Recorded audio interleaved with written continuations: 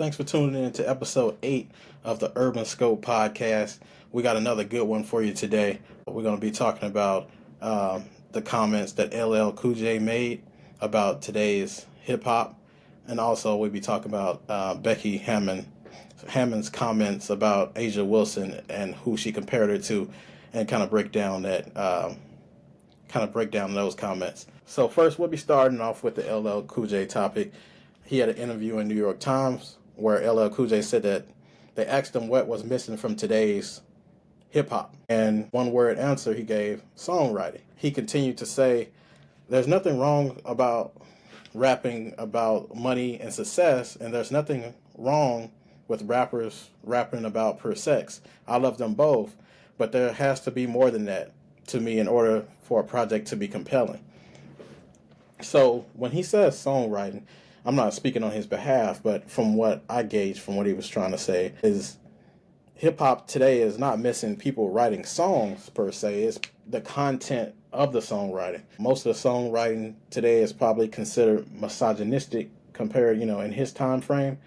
Also, the music now is more braggadocious. It's more rapping about street life. It's more rapping about how gangster somebody is. It's not rapping about love, or it's not rapping about it's no diversity in hip hop as there used to be. So take, for example, in LL Cool J, he started off as, he had I Need Love. He had Mama Said Knock You Out.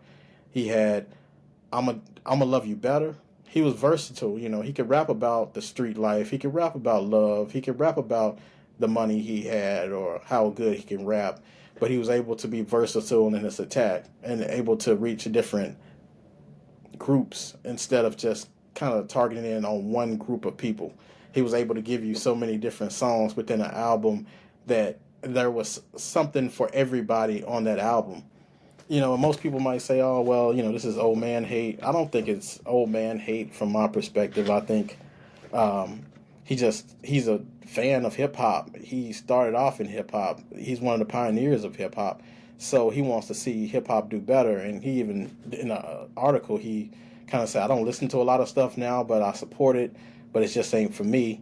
He said he supports hip-hop because he loves hip-hop and don't want to see it die. It just hit 50 years not too long ago, and he was a big part of that movement and what he did with Def Jam and, the 10 plus albums that he given to the game, and his contribution to the game won't be forgotten. Some of your favorite artists now looked after LL Cool J, like a Nelly or a 50 Cent. Their styles, their DNA, his DNA is in their music. So like I said, he just wants stuff to be more versatile. I haven't heard a ode to hip-hop song in a while. Used to have the Common, I Used to Love Her, Lupe Fiasco's Hip Hop Saved My Life. You even had The Love of My Life with Common and Erykah Badu from the soundtrack, Brown Sugar soundtrack. Even Kanye West's recent Homecoming, he made a whole comparison of Chicago, and it made it seem like it was a woman, but he was making reference to leaving Chicago, and in order to be successful, he had to leave her, which is Chicago, in order to be successful artist like he is today. So if you look at an artist, not to call artists out, but if you look at an artist like a Meek Mill or Uzi Vert or down south rappers like Moneybagg Yo or something, it's mostly geared towards gangster music and it's not versatile. T.I. once said in a song with Young Thug, I think it's called The Weekend, and he said, trap music doesn't have to be one-dimensional. What happened when the trapper get his first child, or when he falls in love, or, when he retires, or when he goes on vacation? You have to be able to tell all the aspects of life because, it's not one-dimensional. Just because you live in a certain lifestyle, you have different aspects. You fall in love, you go through heartbreak, you go through pain, you go through the joys, and it shouldn't all be about just you shouldn't just be held down to a box. It's basically what LL Cool J is trying to get to. Show the people your versatility, show people that you can be diverse, show people that you can think outside the box and not just think about when you were on the street. Tell us about when you got, your first heartbreak. Tell us about when you got your first check. Tell us about your aspirations, for business and stuff like that. And you can be able to expand your palette beyond what you're doing. Because even Tupac, you know, he had Dear Mama and he had Brenda's Got a Baby. He was able to show the world that people that might not be from the inner city. He told the story of Brenda's Got a Baby with inner city youth, black girl that had a baby and had to decide if she's going to keep the baby or not, and how it affects the community, and how it affects her family, and how it affects her. It was that music provoked a feeling from us, and not just just ride along music or just something to ride to. It's thought provoking. It gives you a different layer of the music. It gives you more insight to the music. You're able to just be able to just think differently, be able to see other perspectives, and that's what music's supposed to be about, just giving you different perspective, not just it's supposed to give you a feeling, it's supposed to take you somewhere. So, I just thought it was pretty interesting. Like I said, LL Cool J's album has an album coming out soon, so he's on his press run. He's been on a couple shows and, done a couple of magazine articles. So he's giving his perspective from a hip-hop purist. Like I said, hip-hop has changed, and we know everything's going to evolve, and it's not always going to be the same. But as long as you keep those same elements in the music and make some thought-provoking music, so other people that don't listen to the music can just say, oh, this kid, it's just talking about women and degrading women and how much money they have and how many crimes they did. People don't look at the songs that change people's lives and actually give you a feeling, because like I said, hip-hop at the end of the day is just more than just crimes and how much street cred somebody had. It's about the feelings that we feel in the inner city and how we feel as a minority in this country. So speaking of diversity, I want to talk about Becky Hammond, the coach from the Las Vegas Aces. The comments that she had about Asia Wilson, her star player, Asia Wilson, MVP front candidate in my book this year. She's been phenomenal. They asked her about Asia Wilson, and she said, that woman's something different. I mean, she's something else. She's cut different. She said, Steph Curry's shooting threes, he makes it look easy. That stuff is difficult that he's doing it, and I think it's a similar special generational talent. Of course, Becky Hammond is not talking about comparing Steph and Asia Wilson in the terms of shooting. She's speaking solely on generational talent. Asia Wilson, what she's doing this year is just, she's putting up Wilt Chamberlain type numbers in the WNBA. Her dominance and her standalone from her team. Like, she has other stars on her team that are great, but she's a standout talent.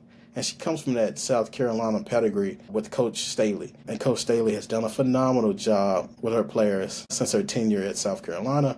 I think one day she'll be offered an NBA job. I don't know how those dynamics will work, but I think she's definitely deserving of it. The coaching that she's put in, her contribution to the game as a player and a coach, can't go misguided. But speaking on Asia Wilson again, like I said, she's not speaking on skill set. She's speaking solely on the impact of the game. You have a player like LeBron James who passes the ball, he can score the basketball, he can rebound the basketball. Asia Wilson is more dominant in the area of points and rebounding, which, she still can pass as well. That 41-17 game, she still had 5 assists, which is totally phenomenal in a 10-point quarters, in 10-minute quarter games. The NBA plays 2 more minutes per quarter, so she's doing that in lesser time. So it's just amazing what she's able to do. But in reference to Steph Curry and Asia Wilson, like I said, her skill set, I spent a lot of time on this and trying to figure out who can I compare her skill set to. But when I thought about it, if you're going to make an NBA comparison, there's nobody that scores and rebounds like she's done since, probably the 90s. Now when you have big men, they can either score or they can rebound, or they'll do a little bit of both, but they're not usually highly dominated in both. The closest thing I can think of was like an Anthony Davis type when he was in New Orleans, probably, pre the Lakers days, because, he got LeBron now and other pieces, so he's not the sole piece anymore. But that's the closest comparison I can think of, because she scores probably like a Shaq did back in the day, with more range, of course, and she probably rebounded like a Dwight Howard or somebody like that. Even NBA comparisons, Angel Reese is a rookie, but she leads the league in rebounding.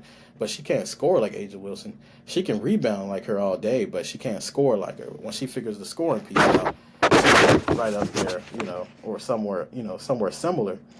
But, it's her personality too, Steph Curry is more of a quiet leader, he's more of a lead by example type guy and not more, don't say as I do. He's more like, I'll show you and then you lead behind. Asia Wilson's more of a vocal leader. Not even, I think it was a couple weeks ago, Usher was at one of their games, and after the game, the hot mic caught Asia Wilson saying, these girls haven't done anything all day. Now they want to autograph and talk to Usher. So, that's more of a Jordan type personality. He calls his teammates out. He tries to get the most out of his teammates. He's vocal. He's in their face. He's kind of like a second coach almost. And that's kind of how Asia Wilson is.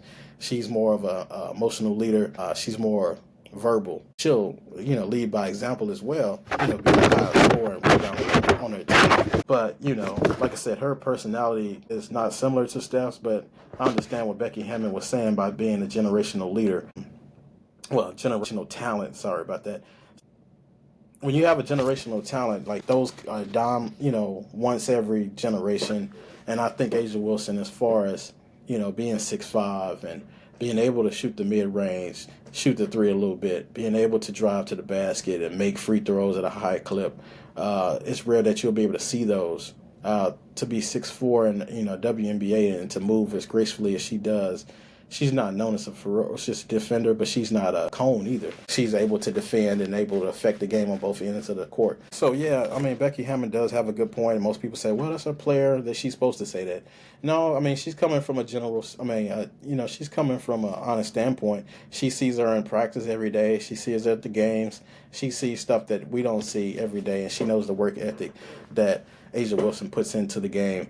And her contributions to the game are duly noted. Like I said, there's not that many generational talents, especially that affect the game in multiple ways. And she has that LeBron James type impact where she's able to not affect the game on the court, but off the court as well. Players, rally behind her, just similar as they did in the Olympics when they were down, and she was able to bring them back, and other people contributed as well. But she's always that person you can look to and say, hey, we need a basket. You go to her. Either she's going to get fouled or she's going to make the basket. You need a defensive play. She can affect the defensive play and get a rebound. Kind of similar to what Steph does, but he does it with the three-point shot, but he can drive as well. If you're playing close on him to the three-point line, he can drive past you and make a layup. He's one of the best finishers in the game next to Kyrie and guys like that.